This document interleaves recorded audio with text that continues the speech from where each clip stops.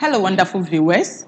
It's that time of the week again where we bring you all the exclusive content on human rights. You know we love this segment and then we love everything about human rights, and that's why we are here to give you this. It's time once again for an exclusive human rights talk segment just for you. And as usual, this is all because of our love for humanity and the desire we have to ensure that your rights are protected and is respected at all times.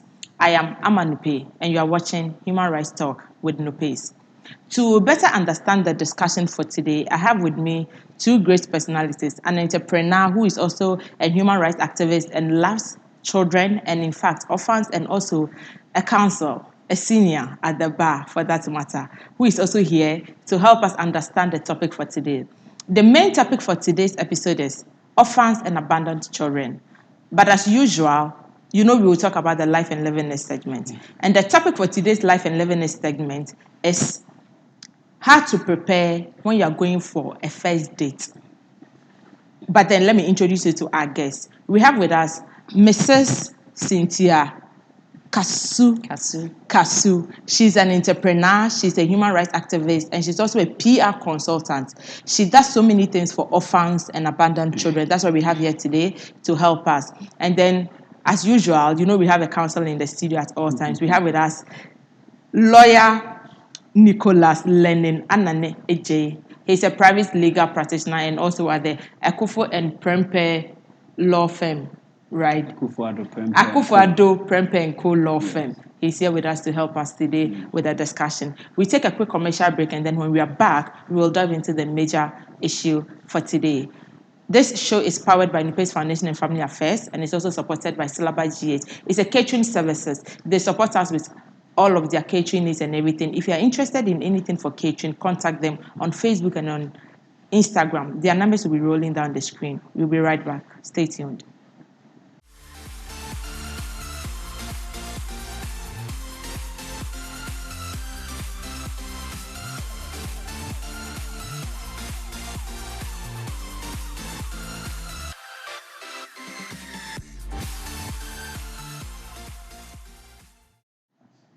Welcome back, lovely viewers. Yes, so like we said before we went on a commercial break, the topic for today's Life and Livingness segment is going on a first date. What do you do? And it's so great because we have a guy and a lady in the studio today. So they are both going to tell us from the different perspective what the ladies expect from the guy and what the guy expects from the lady, and the preparation they put in themselves as either a man or a woman before they go on a first date. So let's take it from ladies first. Ladies first. Yes. Ladies. So yes. Yeah. So let's talk to Cynthia first. What do you do when you're preparing for a first date?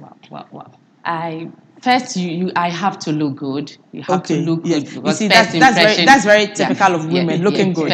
First impressions always counts. Then you be on time. Your time schedules should be. You have to be on time. Okay. And then you expect to meet a handsome. Maybe if you people are talking on Facebook, WhatsApp, you've not met before, the expectations are very, very high. So what you are expecting to meet a nice handsome guy, a cute guy. He's also on time. You will not go and be waiting, standing, I'm coming. And then what again? Right? You see him and you like him, and that's all. All right, so Council, tell us, what do you expect? When it comes to a date, I think a lot of the responsibilities are on the gentleman, because usually you're likely to be the one paying for everything. So you first of all have to make sure you check out prices where you are going to make sure your budget is intact. Yes, take note. This is a very important point. So take note of this. And if you're unlucky and you've not chosen a venue yet and you're just going on a date hoping to go somewhere, then you're uneasy the entire time until you see the menu and you see the prices. Because then what it means is if you end up where you've not already planned for, your budget will go overboard and you don't want to. Okay, so let me ask him, in a situation like that where his budget is not up to, as the lady, would you come in to support and not think little of him?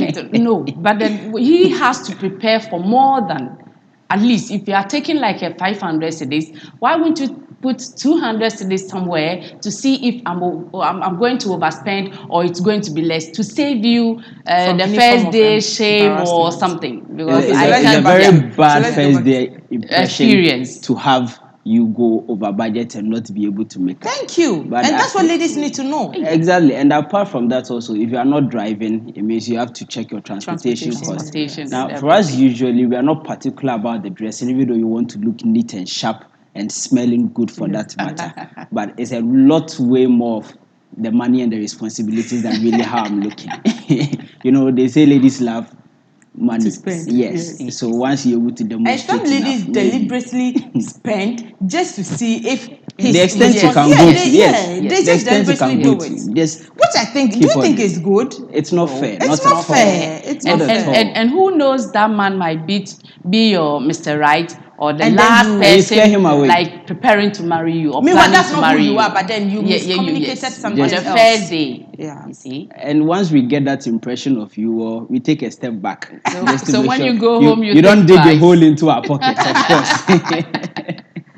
But I don't think most ladies usually do that. But then, on the average, a lot would want to see his expenditure or to see. I think ladies think, okay, if he doesn't spend much, it means he's stingy. Or if he Yes. doesn't spend much, it means he doesn't have money. It could be that just as you are testing the man, it could be that He's the also man is also testing you. testing you That to is very see. true. Yeah.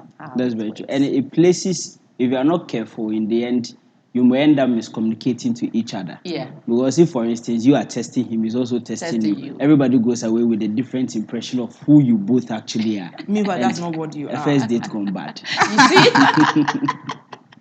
Okay, so then for a lady, what would you expect from the guy? For overspending, or you have to No, what help would you him. expect? Like, okay, so let me put it this way: assuming you've just been communicating via social media, so you've probably been on one video call or probably never. Never. And so it's just texting and calling and everything. Okay, so so if it comes to appearance, are you just going to look at the appearance or you would look beyond appearance? Oh, appearance counts, but not necessarily too much. So you need to, at least he can afford what you are asking for. Even he's talking to you, communicating to you, like communicating eyeball to eyeball sometimes also tells you this guy is serious, this guy is not serious. Yeah.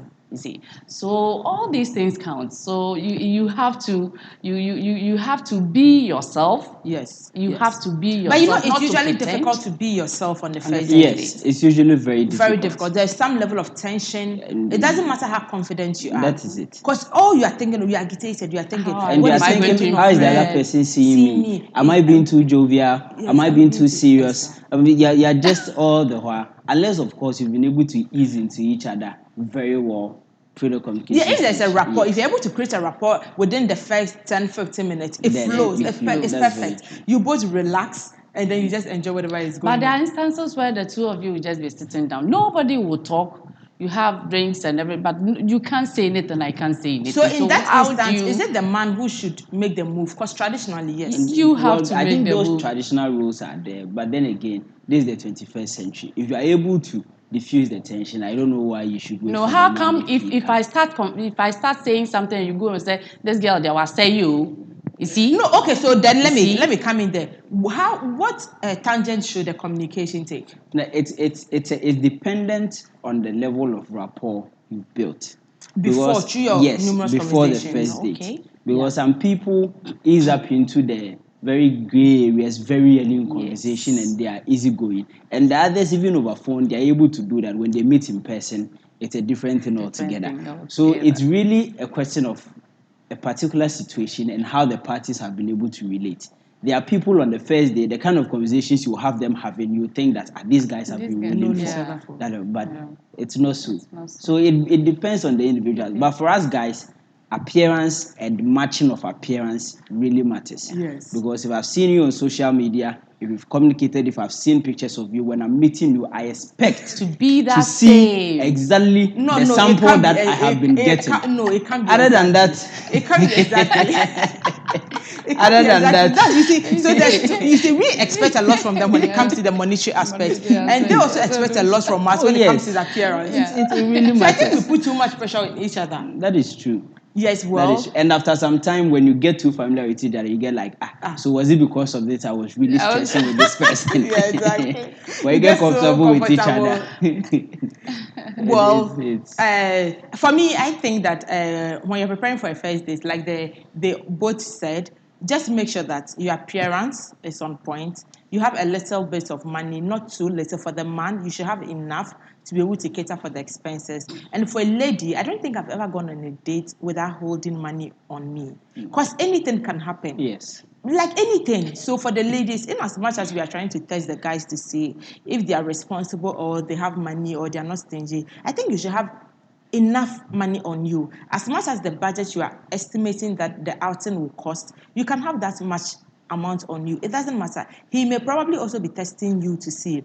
And if for anything, you will just settle the debt, or to save yourself embarrassment if things go bad, you have enough money to settle your own debt so that nothing comes and then That you is can. not fair. Oh yes. So you leave him at the That is bar. not fair. You leave him at the bar or the restaurant. If you don't have enough, Are you That going is to not leave fair. him? Are you going to leave him there if you pay for yourself? okay, so don't get me wrong. So let me clarify. You should have enough to take care of the entire date. However, if you don't have much, Worst case scenario. ensure that you have something that can take care of your expenses. Should he leave you stranded or anything can happen. Okay, so that you prepare. And also, when it comes to the aspect of the communication, like Cynthia said, mostly it's difficult. You find people sitting down and then no one is talking and the whole thing becomes boring. What I would suggest to you is that look, music is never wrong. If you don't have anything to talk about, bring up something about music. Music is worldwide. It's something that is to the soul. Everybody connects with music. Bring something entertaining. If it's not entertaining, sports, anything. Okay, sport is usually not too good because the lady might not like it. So if it's the guy who is being too calm and the lady wants to keep it, the lady can just bring up something about sports, okay, and just show your little ignorance. The man would even appreciate it and go, like, okay, yeah, she's making an effort. She's trying to make everything lively. But then music always does the magic. Start talking about music, all genres of music, and artists and everything, the person will flow in and then you take it from there. As you're able to break the ice with anything about music, everything else flows. So for me, I think when it comes to first days, these are some of the things you should prepare for. And then your first date will go so well. And if it doesn't go so well and you think you like the person, just give it a second date and see how, a second and a third. And if it all goes bad, okay, fine. You can say goodbye to that person and move on with your respective lives. All right, all too soon, we come to the end of the fun and livingness segment. We take a quick commercial break and we are back. We delve into the issue for today.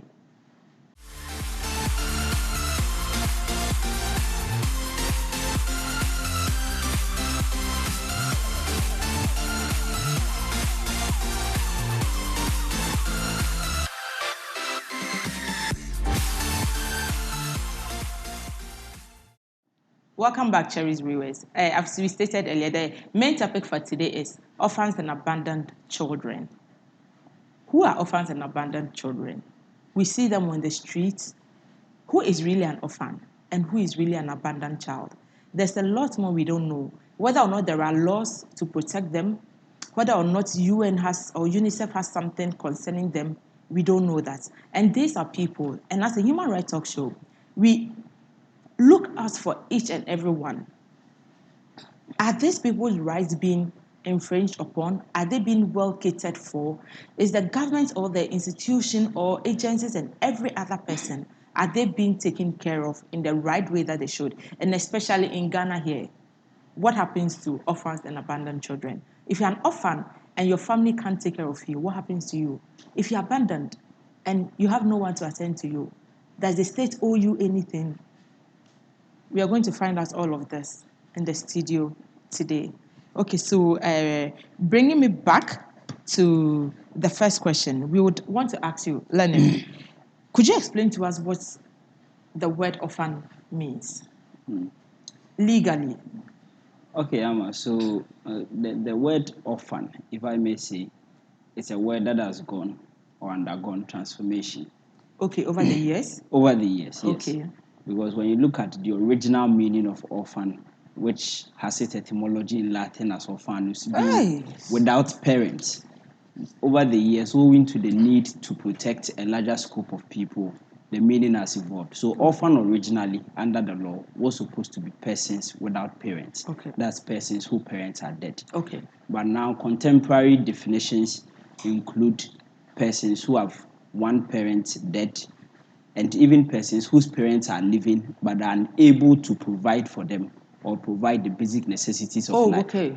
Contemporary meaning of orphans include all such persons Okay. for purposes of classifying them in order to act towards them. So the meaning of an orphan, like I said, in its pristine form, is supposed to be persons without parents. But the contemporary meanings have gone on to include persons whose parents are even alive and unable to include them. And that is just to ensure that as much as possible, any child who requires care and attention is given that care and attention, irrespective of whether or not there's a parent or there's not. So long as you are unable to take care of the child and the state is able to, or any other person is, we classify them as orphans. So that is who an orphan is. Okay, Cynthia, would you add anything to that? Yes. Orphans, basically, some of them, some like losing one or two parents, some through accidents, some through HIV/AIDS, some through wars. So it's a whole lot of situation that we need to look at. Okay. So again, because we want the legal definition, which is actually the right definition, can you explain to us again who an abandoned child is? Now, when you look at the law, there's no specific definition for an abandoned child. Okay. But then when you look at laws like the Criminal Offences Act, Act 29, it gives you an idea of what the law thinks of as an abandoned child. All right. For instance, if you are a person in whose care a child is entrusted and you leave that child in a public place, in a hospital, or you leave that child in any manner with no intention of going back for the child, the law criminalizes such conduct. And so that can be deemed as abandonment. Okay. Again, if a child under 5 years, if you leave the child without any form of care whatsoever, that is also a criminal conduct under criminal laws. And the law also classifies that or refers to that as abandonment. And also even a child specifically under 12 years. So the law, even though does not specifically define it, criminalizes certain acts relating to abandonment, which gives us an idea of who an abandoned child is. So an abandoned child basically would be a person who is without a guardian, a caregiver, or who has been left on his own to take care of himself, if I may say. Okay. So be it whether a street child, be it whether somebody who has parents but who the parents has left the parent neglected, be it a newborn baby who the mother dumps somewhere, so long as there's that absence of a caregiver and care and attention being given to that person, that child can be deemed as an abandoned child. So what is the major difference between an orphan and abandoned child? Now, if I may say that the major difference, if you want to distinguish, will be that being an orphan is created by a natural occurrence, which is the death of your parents. That's in its original meaning. And being an abandoned child is an act of human. Either your father, your mother decides, I don't want this child, I'm throwing you away. Or they leave you, or through some other means is unable to take of you, so let you. If you don't want the child, why do you bring the child into the world? Well, maybe it was an accident the child came. The child was not supposed to. You decided to find your way there.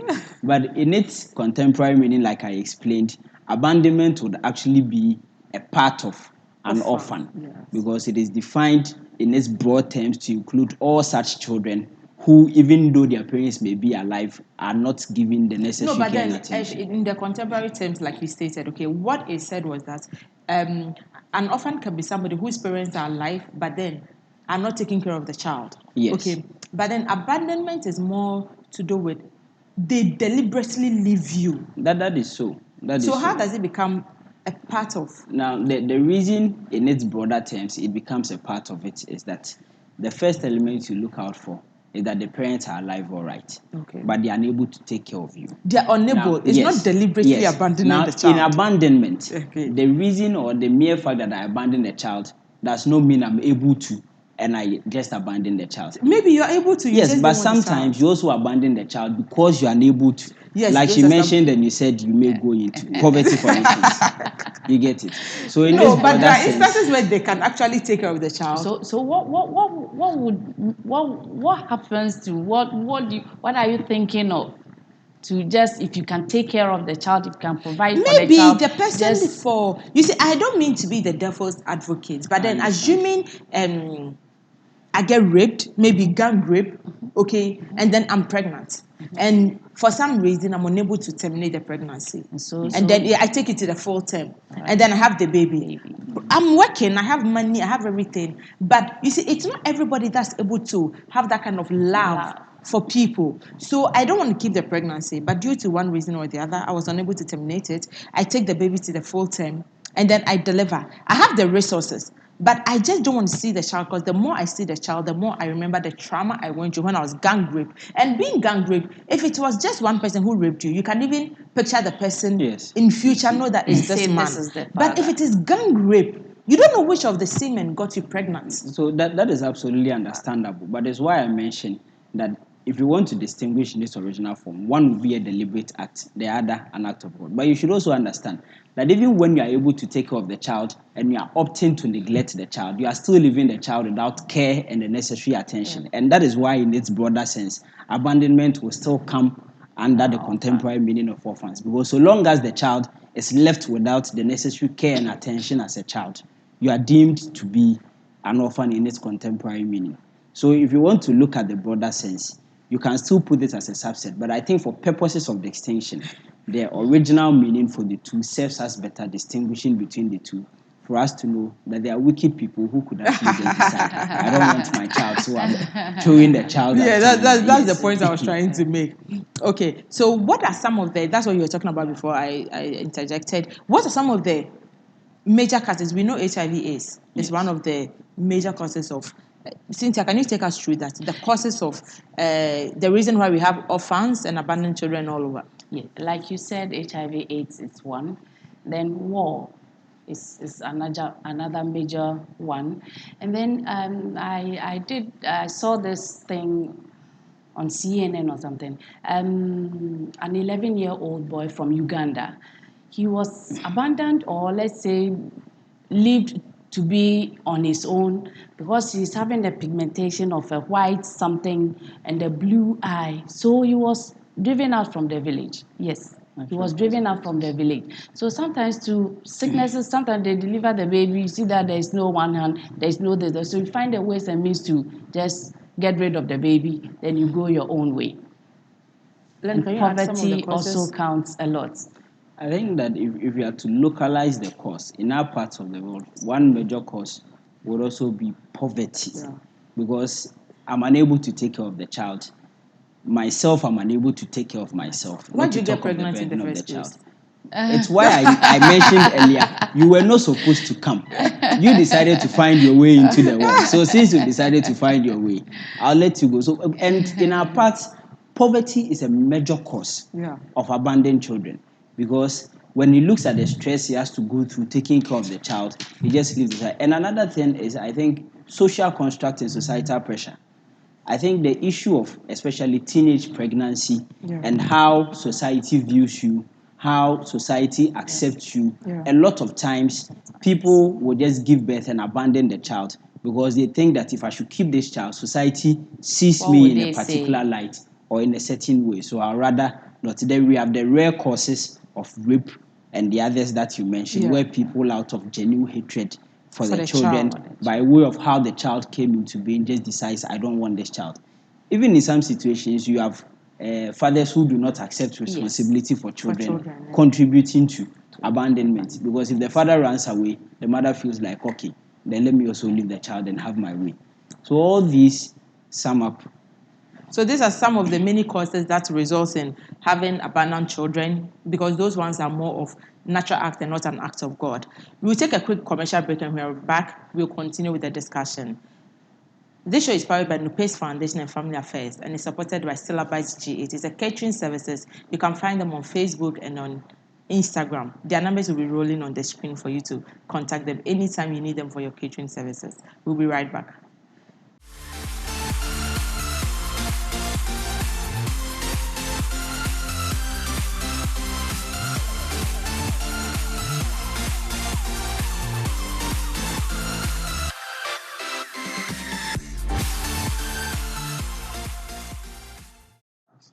Welcome back. Before we went on the break, we were talking about some of the causes, and we realized that there are so many causes of why we have orphans and then abandoned children all over. Now, the next question would be, what are some of the dangers, okay, of having these kids on our streets in the society? Some are on the street, some are not on the street. They're just. But what are some of the dangers it has on our society? You see, I think first of all, Amma, the importance of growing within a family or an acceptable family can never be underestimated. Yes. As a child, that is what builds up your confidence. Yeah. It's what shapes your worldview of how things happen. Yeah. And so the problem of having a lot of children on the streets or a lot of children orphaned without that proper social integration is that they grow up without those values that they are supposed to have to help them grow to become proper and responsible citizens. Yes.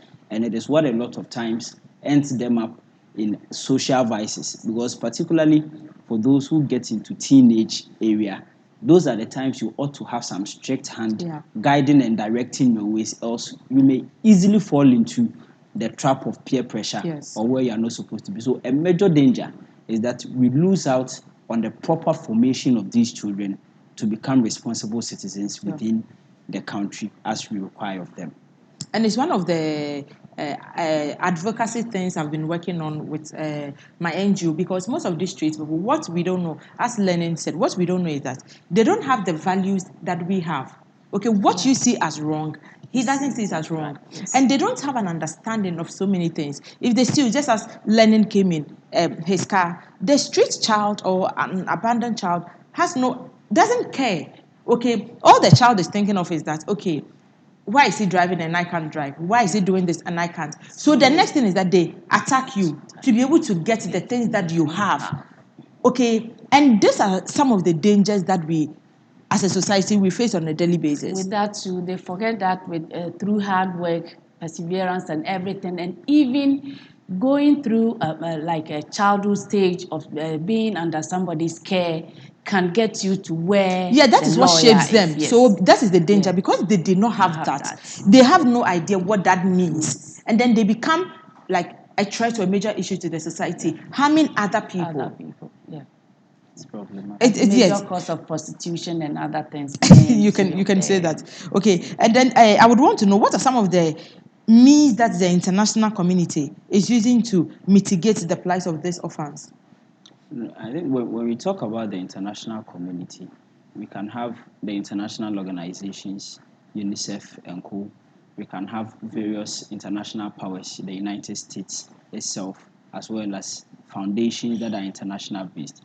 When you talk about means, UNICEF, for instance, has in the recent past and over the years been embarking on an action assisting and providing technical and financial support to countries to draft national agenda plans for orphans and vulnerable children, so that these countries can have an action plan on how to support orphans and vulnerable children. In Ghana, we launched that was sometime 2010, the National Action Plan for Orphans and Vulnerable Children.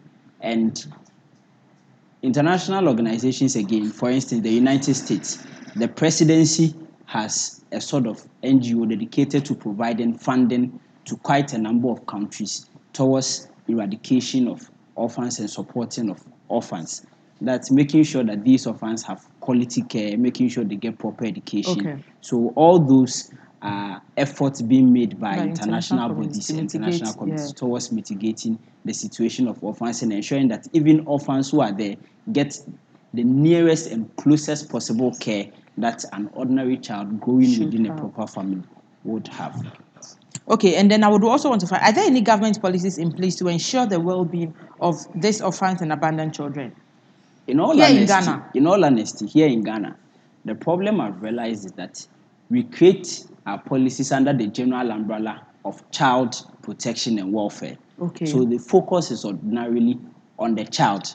And not we don't zero in specifically orphans and abandoned orphans children. And abandoned children. And I think there will be a history to it, to the extent that when you look at Ghana, orphans are not an incident that was very problematic given our extended family system. Okay. But what we rather had more were abandoned children. that is children who may be left, children who poverty may not have. So we don't have policies specifically on orphans and children, but our general policy regime is designed towards ensuring that every child has proper social protection, has proper welfare, and it is in that direction that you have state institutions acting.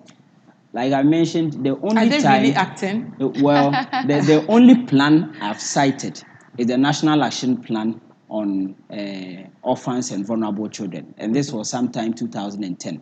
And even then, that was focused on orphans who had become orphans as a result of their parents through HIV/AIDS Yeah. and the others. That was the zeroing of that action plan. It expired some 5 years after 2010. Wow. But as to its evaluation and whether it was actually done, that I'm unable to speak to. So that adding is to where we are. what you said, so meaning those kids are the Osu Children's Home, tertiary orphanage, bourgeoisie and things. They are abandoned children, not orphans. Like we take them from the house that the parents are dead. So we are just as a family, we are bringing them to the orphanage homes. So most of them there now are the abandoned children that people take from wherever to the police station, then to the orphanage homes. You see, there's something that is Interestingly on that, the statistics show that almost 80 to 90% of children in orphanages have their parents actually living. so they are abandoned Yeah, That is children it. and not They- orphans. Their parents mainly. actually living. So even in the orphanage, you have those dominating there being people with either one parent living or both parents living, but for some reason they've just ended up there. So one thing I think it's prevalent in Ghana and Africa as a whole is that you see, unlike the other developed countries, Europe and the whatnot, you realize that this abandoned and then orphans, okay, people adopt them. Most of the time they get adopted. Is it that our adoption process here in Ghana it's bad, or is it the stereotype we have as Ghanaians that it makes it impossible for us to adopt these children and give them that kind of family life that they deserve as people? Yeah, we'll Yes. talk on that. Well, I spoke to one lady in our church. She hasn't got any child. Okay. So I asked her, why won't you said, oh, my bro, it's been like 5 years now. I've been going from police station to social welfare to gender ministry to this, and the law is very stiff. They had to come to my house while I'm living good. I not so good, but then I can afford for the child. I can take him or her to the school. No, but you see, let me But let the me law interject. Let me is interject very because no, I don't think it's about the law. Because even in outside, that's what it happens. If you want to adopt a child, it's not that easy. They need to ensure that your environment where you are taking the because the child belongs to the government. So if someone is coming to take the child, they need to ensure that you are not just going to leave this child and not really attend or provide for the child. And that's how come for that I think Ghana is doing what is expected of every country. Ama, you So see, so what it's- if the lady passed everything they wanted? They came to the house. She has passed everything that they wanted. Why is the child not given to her? Why is it that the Ama, child Okay, you she's so not see, she's let not the lawyer getting come in. the You child? see, I personally think that our legal regime in respect of adoption, especially somewhat for people who want to adopt to outside the country or even within, is quite strict. I understand the reasoning behind it to ensure that the child is not trafficked or to ensure the child is not harmed where the child is Exactly. being taken to. But also has to be counterbalanced with making sure that you do not necessarily get people disinterested in doing the adoption Going in through the the first process, yeah. place because of the system. Because what happens is that now when people want to adopt, they end up having to pay a lot of side monies to social welfare officers, to court officials, to a lot of these bodies just to ensure that the process is fast tracked. And in the end, you end up, okay, then I won't even do it at all. So it's important, but we need And to also be the able money you are to. going to use to take care of the Yes. child is what you are using to do all We of need this to be able stuff. to strike a balance. And I think there's a cultural tune to it too. The fact that everybody wants to have their own child. Exactly. We are not really into the notion of adopting somebody's child. Because you have people who have been married for 10, 15, 7, 8 years who do not have They'll kids. keep trying. And they'll keep trying. Yes. For all you know, God even wants you to adopt that child, but So they that wouldn't. you can be They'll blessed keep through trying. that. Yes. And it also translates into the overall problem again of the economic status within the country. Because it is true, to be able to adopt, At least if you have the middle income people being many, it will be easier for them to. But if you have a larger chunk of the population themselves living below the poverty line or not being able to support themselves, definitely adoption will be a no option, taking on extra responsibility. Okay, I will let Cynthia answer this, but then there's this thing I have when it comes to orphans and abandoned children. Okay, as families, okay, if being an orphan is an act of God, and then there's nothing that can be done about it. If a child loses the parents, okay, we live in Africa. Let me just use Ghana and Nigeria as an example. It's supposed to be an extended family. So should you lose your dad or your mom, okay, there is the extended family. Is there nothing the government can do to ensure that so that there won't be too much burden on the government to take care of this? Because the fund that is coming in to be taking care of orphans and abandoned children, I don't think it's anything to go by. So to ensure that there's not pressure on that fund, why don't we ensure that as a family, there should be some legal frameworks to guide that? If a child is an orphan or abandoned, there are people in the family. Even if you cannot provide for the child as much as you should, they should ensure that the child is not seen on the streets. The child should be given some level of guidance and upbringing that a normal child should have. I would want you to talk on that.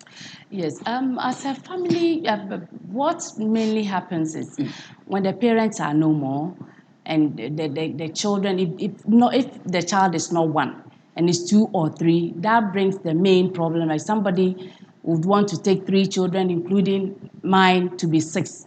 How am I going to pay their school fees? How am I going to feed them? But if families can take like one, then they manage to help the child to go to school. But then if they leave them like that and they don't take proper care of them to go to school and they just end So up that's what I'm saying, that there could be some legal framework. So they should be penalized for that. So you think I'm being so too harsh? who is going to take that responsibility to take you to the police station, to court, for that process to be done? Who is going to do that? Now, Amma, I think this problem is a problem of what, if I remember in RME, you say breakdown of external family system. You see, the external family system is huge, especially if you want to penalize somebody for not taking care of the child of a dead person. Who are you going to penalize? Yeah. Is it the brother of the dead father, or the mother of the dead father, or the father of the dead father? But what in the past happened was that because of that extreme sense of belongingness within the extended family, where the uncle felt some sort of responsibility towards his nephews and his nieces, even when the parents are no more. As a matter of fact, in traditional account families, uncles cherished and played better roles in the lives of their nephews than even their fathers and their mothers. But unfortunately, 21st century has brought about individualism and more of the nuclear family. So I think these are some of the values that as a country we should go back to encouraging our system to take, because the general notion was a child is raised by a community and not by an individual. And it is why even when your parents were no more, you still had hope that some family cocoa somewhere can be sold to make sure you go to school. But these days, everybody makes properties for themselves and ends there. So it's really a cultural thing I think we should look at. But on streetism, that week I believe government can't put in place measures to ensure that streetism, because it's a personal problem I really have. Streetism is one thing. It really bothers me a lot. And so when they take the So after the this, children, I think you can. And even introducing that, after under the Children's Act, government has the duty or can establish a home to house orphans or these children who need care and attention. But it appears the larger of the duty are shifted onto NGOs, whom a lot of them these days are also have turned into profit-making ventures, and rather than focus on the welfare of the children, They are end up focusing on making their own money well-being. on it. So, as a state, maybe we could do that. So to that make brings sure me to that the next we question. do- What are some of the institutional and legal framework that should be put in place to address all of these orphans and abandoned children? Now, like I mentioned, the primary duty under legal and framework is placed on the Ministry of Gender and Social Protection. Yes. And under that, you have the Department of Social Welfare, which is primarily under law fixed to the duty of ensuring the welfare of children, including abandoned children, orphans, street children, all of them. But then again, over the years, what we've seen is the absence of resources. So you have the department crying foul. They don't have cars to even do inspections of orphanages. Yeah, And they it so don't. happens that sometime 2016, a moratorium was placed on the grant of licenses for the operation of orphanages because a lot of them didn't even have the required facilities to take care of these children. And even those who did had turned it into a business making venture, just making money out of it. So for legal framework, I think it's something we really need to look at.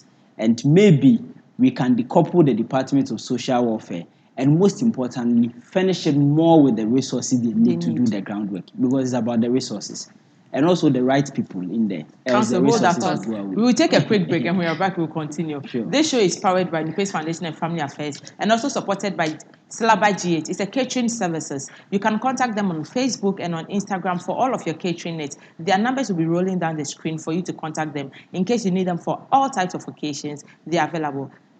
Keep watching.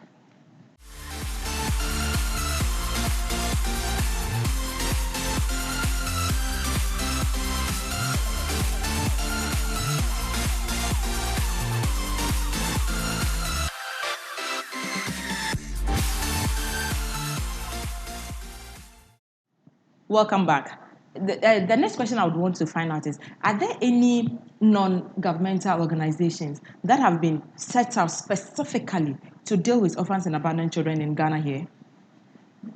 Well, Specifically. I think for non-governmental organizations, a lot of them, like I mentioned, in consonance with our general practice in the country, tend to focus on children as a whole, abandoned children. But I think one non-governmental organization that has been very consistent with its operation is the SOS Ghana Village. They've been very consistent. Okay. And I was going through their things and I was amazed that when you look at how they organize their structures, it ensures that at least every child who goes there to a large extent would be safe and would well catered for. For the others, almost every orphanage is an NGO on its own these days. Almost every orphanage is an NGO. Almost every orphanage you see around is born out of an NGO, that is. But generally, like I mentioned, specifically, not orphans and abandoned children, but they just deal with children in your home. Only you end up having a lot of the children there being abandoned children, as it were. And not really orphans. Yes. What do you have to say to that, Cynthia? Right. So I wanted to ask a lawyer. So the resources that is being given to them from society, International and communities, who sees to it that these things are given to the children? These things are being used for the kids. How do they go to school? Are records being kept for that? Now, primarily, you realize that apart from bodies like the SOS Ghana, the minor NGOs really do not have any proper overseeing function. So if you, the donating organization, you are the one supposed to ensure that the money I'm giving to them is actually going to where it's supposed to go. But government really plays no role in ensuring that these money is given to these individuals. Again, it is supposed to be the function of the Department of the Social Welfare. But they themselves complain about resources to do their work. So how do they end up monitoring the resources being given to somebody? So how come individual and private NGOs are getting money, international funding, and then Ministry of Gender exactly the government is not getting enough funds to take care of them? Because most of the money should rather be channeled to them. They should be able to get funding more than private organizations would. It so happens that they're supposed to be so, but government is deemed to be rich. And much as government is deemed to be rich, government responsibilities are also very huge. So it becomes an issue of prioritizing. So I think maybe we would have to look at our priorities within the gender ministry setup and make sure some focus go there. Because truly, if the function of the Department of Social Welfare is being performed to its letter, I can assure you a lot of the orphanages operating now will not be in operation. Of course. Or even if they would be in operation, there will be some proper exercise of duty than we are seeing now in the system.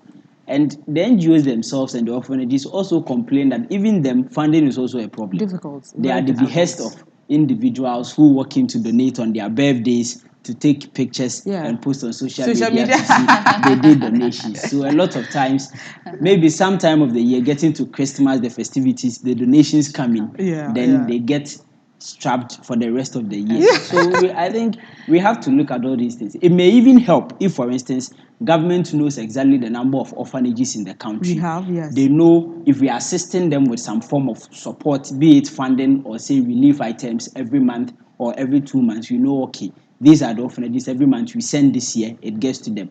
But as it stands now, everybody is doing what they want. So there's no proper statistics and structure to even help government planning. And I think kids, the reason why we have so many of them, the kids don't leave the place.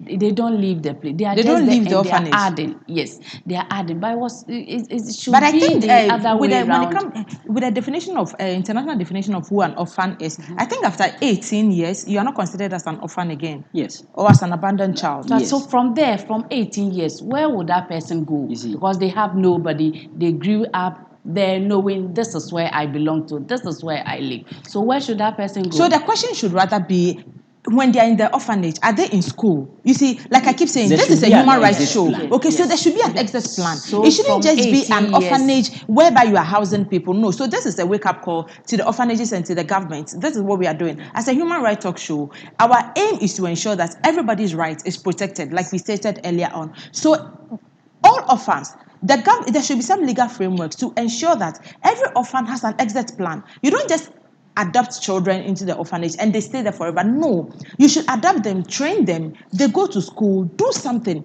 Even we who lived with our parents, we have an exit plan. We are no longer living with our parents. We are all on our own at this. So if that happens, there won't be too much pressure on the orphanages, and then they would have enough resources to be taking care of newer members that are coming into the system. Well, this will take me to something that is really, I'm very passionate about, like I said, because of this treatism thing. It's all the orphans and abandoned children that results in this treatism. Okay, we have a lot of orphanages here in Ghana, right? But now, let's look at it this way. There are also a lot of orphans and abandoned children roaming the streets. Okay, what can be done to bridge the gap? There should be something. Some of the kids, if you ask them, most of them have been at the orphanage home before, but they ran away. Why do they run away? Yeah, Because if they are because of being the- well taken care of. Yeah, because of the treatment, because of how they handle them. But then he or she sees that if I go to the streets, I clean the windscreen, I have 10 cedis, I have 5 cedis for the day. Nobody is like seeing what I'm doing. Nobody is taking care. I can sleep. I get a But could carton, it I can also be sleep because wherever I of want. the desire of people to have freedom? Do you get it? When you get to a certain stage, you desire for freedom. You don't want to be controlled. You don't want anyone to. Do you get it? Is it You that? see, that is an ordinary feature of every adolescent, if I may put it that way. You want to break bounds when you get there. But it also consequent on the level of control of the persons taking care of you. If you are within an orphanage where things are properly ordered, where you feel loved or you feel accepted by those who are acting as your parents, even during that time, before you get there, you look up to them.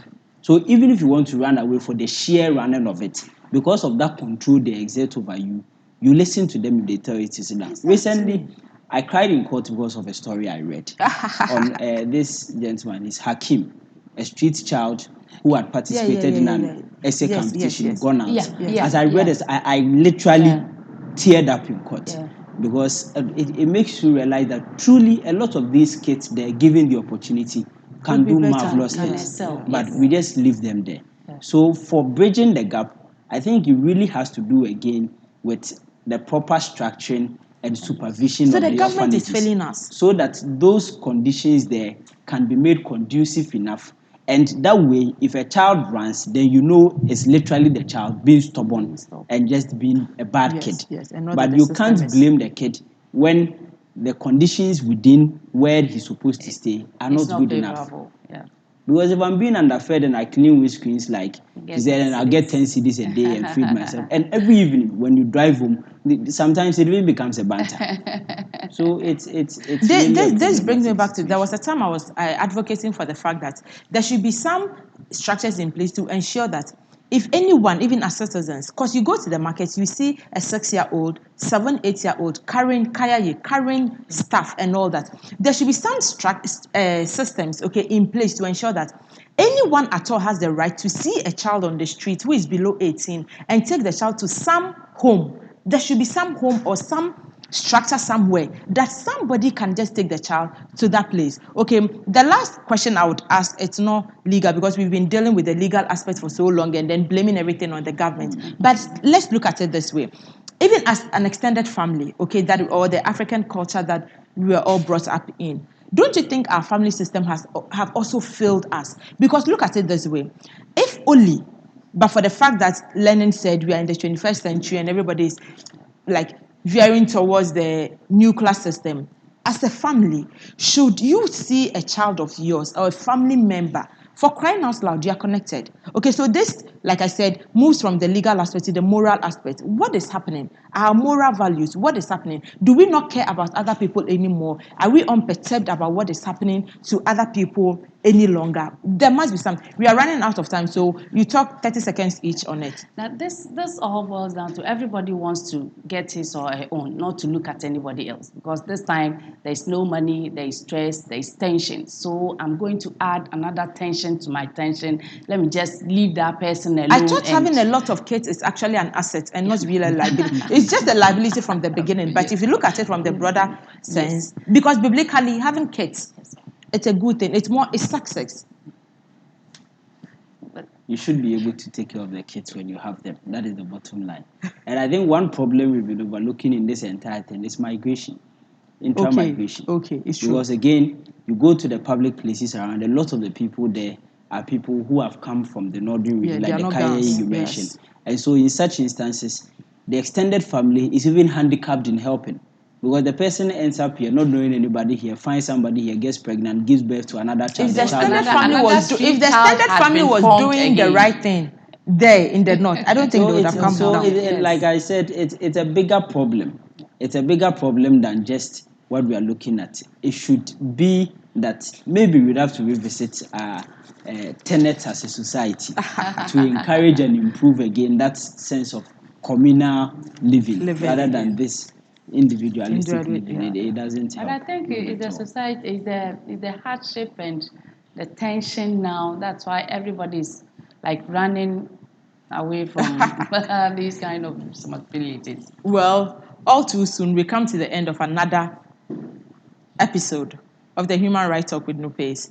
Thank you so much for coming to the studio and thank you for helping us delve into much deeper things that we needed to talk about. As we stated, there are so many things that needs to be done. The burden does not just lie on the government. It lies on us as individuals to stop being individualistic and look at everything from the communal sense of it, because we all owe each other something. So far as the person is living, the person has rights, basic and fundamental human rights that each and every one has. If it's an act of nature that the person is an orphan, why should we neglect the person? It's no fault of the person. And even if the child is abandoned, it's again no fault of the child. So the child has, in its real sense, must not go through all the things that they go through. We owe them as a nation, we owe them as individuals to support and take care of them because they also have rights that must be protected at all times. Thank you for watching. Please do well to subscribe to our YouTube channel and stay up to date with all the exclusive content on human rights, and also make sure to leave a comment. Let's get interactive. Tell us what you think and also tell us what you would want us to talk about, because there are so many human rights issues that we need to deal with to ensure that everyone lives a very successful life. Also follow all of our social media handles. We need sponsors for the show. So please, if you're interested in sponsoring the show, please do well to sponsor us. You can contact us on any of the numbers that are rolling on the screen. Also follow all of our social media handles. I'm Ama Nupe, and you just watched the Human Rights Talk with Nupeis. Thank you, and see you another time.